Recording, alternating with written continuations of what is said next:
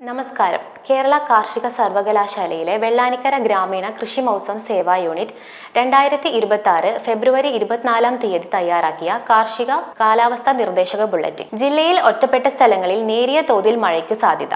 ജില്ലയിൽ വരും ദിവസങ്ങളിൽ കൂടിയ അന്തരീക്ഷ താപനില 35 ഡിഗ്രി സെൽഷ്യസും കുറഞ്ഞ അന്തരീക്ഷ താപനില 25 ഡിഗ്രി സെൽഷ്യസുമാകാനാണ് സാധ്യത.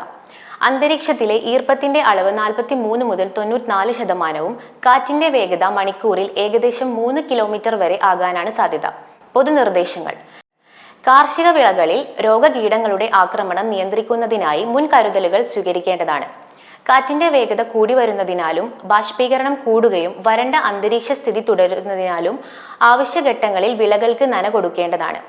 വാഴയ്ക്ക് താങ്ങുകാലുകൾ നൽകുക, പച്ചക്കറി പന്തലുകൾ ബലപ്പെടുത്തുക, മണ്ണിന്റെ ഈർപ്പം സംരക്ഷിക്കാൻ ശരിയായ പുതയിടൽ രീതി അവലംബിക്കാവുന്നതാണ്.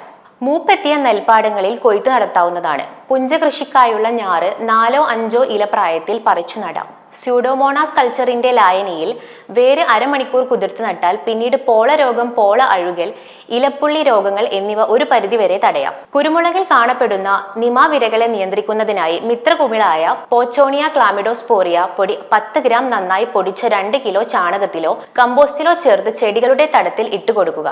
വഴുതനയിൽ കായ്തുരപ്പന്റെ ആക്രമണം കാണാൻ സാധ്യതയുണ്ട്.